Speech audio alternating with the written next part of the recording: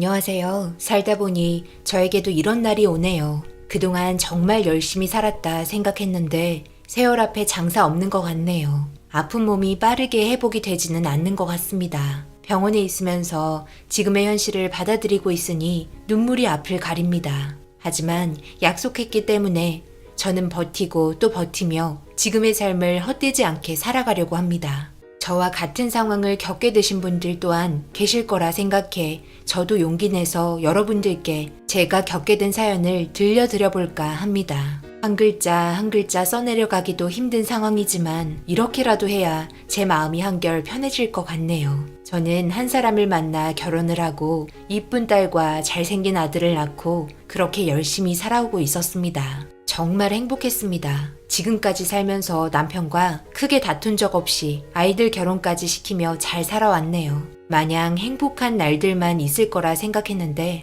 하지만 갑자기 닥친 불행으로 인해 저희 가족은 한순간에 산산조각 나버리고 말았습니다. 10년 만에 어렵게 시간 맞춰 계획하게 된 여행이 고속도로를 달리던 도중 충돌 사고가 일어나게 되었고 정신을 잃었던 제가 눈뜨고 깨어나 보니 저희 가족은 병실에 누워 있었습니다. 고개만 겨우 돌린 채 주위를 살피며 간호사를 부르려 했지만 손과 발이 움직이지 않았고 아무런 말도 할 수 없었습니다. 그렇게 다시 정신을 잃게 되면서 귓속에서 저를 부르는 목소리에 눈을 떠보니 제 앞에는 남편이 저를 보고 있었습니다. 머리를 쓰다듬어주며 괜찮냐는 말이 제 마음을 진정시켜주게 되면서 한숨 돌릴 수 있었고 긴장이 풀리기 시작했습니다. 저를 바라봐주는 아들과 딸 그리고 남편이 있어서 저 또한 빨리 털고 일어나야겠다 생각하며 열심히 재활에 힘썼습니다. 처음에는 손가락, 발가락만 겨우 움직일 수 있을 정도로 힘겨웠으나 그래도 옆에서 지극정성으로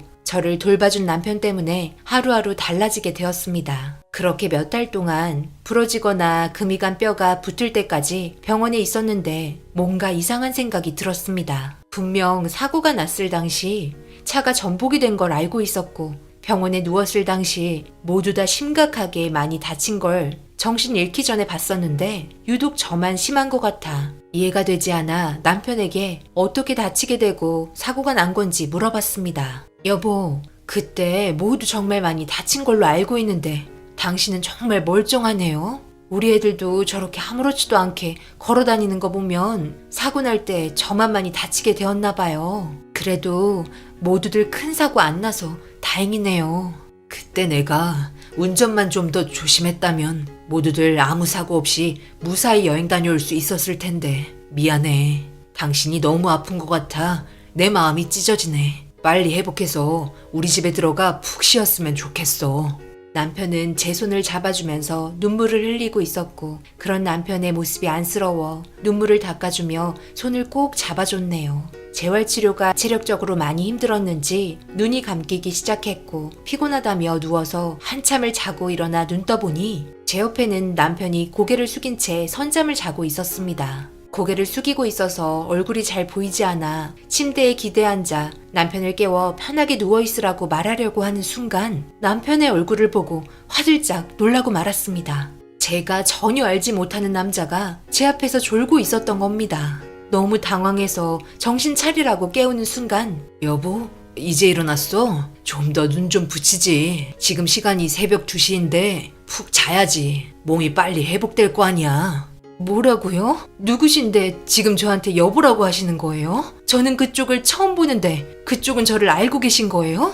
저희 남편 불러주세요. 뭐 하는 짓이에요? 지금 병원에 누워있는 사람 가지고 장난치니까 기분 좋아요? 저기요, 여기 아무도 없어요? 여기 이상한 사람이 남의 병실에 와서 이상한 행동을 하고 있어요. 도와주세요. 바들짝 놀란 남자는 빠르게 자리에서 일어났고 금세 조용해진 병실에서 급하게 간호사가 저에게 달려왔고 저보고 정신이 좀 드냐며 이리저리 살펴보고 있었습니다. 무슨 영문인지 모른 채 이상한 행동을 하고 있는 간호사에게 남편 빨리 불러달라고 말했고 당황해하면서 급하게 어딘가 전화하는 것 같았습니다. 수화기에서 들려오는 소리는 다름 아닌 저희 딸과 아들이었습니다. 그렇게 오랜 시간 지나지 않아 자식들이 저에게 와서는 눈물을 흘리며 제 손을 잡고 오열을 하더니 한참 동안 아무 말도 하지 않았습니다. 저는 남편을 계속 찾았고 아들은 저를 보면서 걱정스러운 눈빛으로 천천히 입을 떼었습니다. 그리고 아들 입에서 나온 말들에 저는 너무 큰 충격을 받게 되었습니다. 엄마, 죄송해요. 저희가 지켜드리지 못했어요. 모두 저희 잘못이에요. 그때 트럭이 저희 쪽으로 오면서 아빠가 최대한 모두들 다치지 않게 하기 위해서 자기 쪽으로 운전대를 틀면서 아빠 혼자만 크게 다치셨는데 응급실에 실려가 급하게 수술을 하셨지만 끝내 세상을 떠나시고 말았어요. 엄마는 정신적 충격으로 인해 쓰러지셨고요. 그런데 저희 아빠 회사 직원분께서 잠시 병원에 들리셨는데 그때 마침 엄마가 정신을 차리게 되면서 아빠와 똑같은 회사 복장을 입은 모습을 보시곤 그때부터 직원 아저씨를 남편으로 착각하고 계셨어요. 그래서 일단 엄마의 안정을 취하는 게 우선이라 아빠가 입고 계셨던 회사 옷을 입고 오시곤 지속적으로 병원에 방문을 해주셨어요. 옆에서 밤낮 안 가리고 정말 열심히 재활치료하는데 많은 도움을 주셨어요. 엄마, 이런 말을 전해드려서 정말 죄송해요. 저도 지금 이 상황 아직까지 받아들이기 정말 힘들어요. 아빠가 이렇게 저희 곁에서 떠나게 되신 게 믿기지 않아요. 엄마가 정신 잃었을 때 저희가 아빠 장례 다 치러드렸어요. 그러니 아빠 장례에 대해서는 걱정 안 하셔도 돼요. 아들의 믿을 수 없는 말에 손발이 떨렸고 빨라지는 심장 소리와 함께 눈물이 흐르고 말았습니다. 도저히 받아들일 수 없었고 믿을 수 없는 상황에 다시는 돌아오지 않을 남편을 하염없이 부르며 오열하고 말았습니다. 아들과 딸은 저를 진정시키려 노력하고 있었고 제가 너무 심하게 울고 있자 남편 역할을 해주었던 직원분께서 저에게 다가왔습니다. 그리고 조용히 제 옆에 앉아 저를 바라보며 씁쓸한 웃음으로 남편에 대해 이야기를 해주었고 회사에서 있었던 일들을 말하기 시작했습니다. 매일같이 회사에서 얼굴을 볼 때면 제 얘기를 그렇게 많이 하고 다녔다며 자기가 살면서 제일 잘한 일 중에 하나가 바로 저와 결혼한 일이었다며 입이 닳도록 사랑이 넘치는 말들만 했다고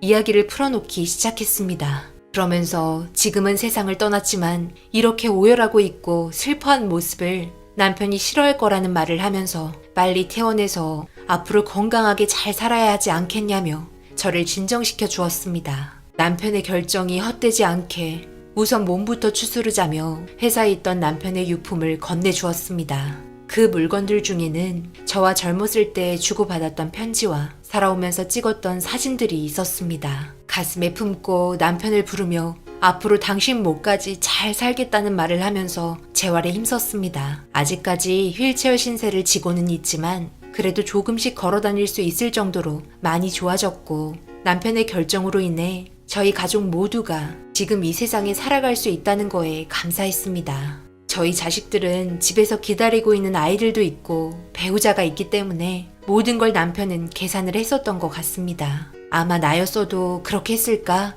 생각해봤지만 남편처럼 쉽게 결정할 수 있었을지 모르겠습니다. 위급한 상황이 오면 자기가 운전하고 있는 반대 방향으로 운전대를 틀어버린다던데 남편은 오로지 저희 가족이 무사하기만 바랬던 것 같습니다. 이제는 불러도 대답 없는 남편이지만 항상 제 마음 한편에 함께 살아오면서 남아있던 추억들을 가지고 남은 인생 살아가려 합니다. 한평생 집안의 가장으로 정말 물불 안 가리고 열심히 앞만 보며 달려왔었는데 마지막 가는 순간까지 가족을 위해서 자기 한 몸 희생한 저희 남편에게 여러분들의 따뜻한 마음이 전달될 수 있도록 좋은 말들 많이 부탁드리겠습니다. 그동안 저희 가족 먹여 살리려고 정말 열심히 살아준 남편에게 다시 한번 고맙고 그리고 사랑합니다.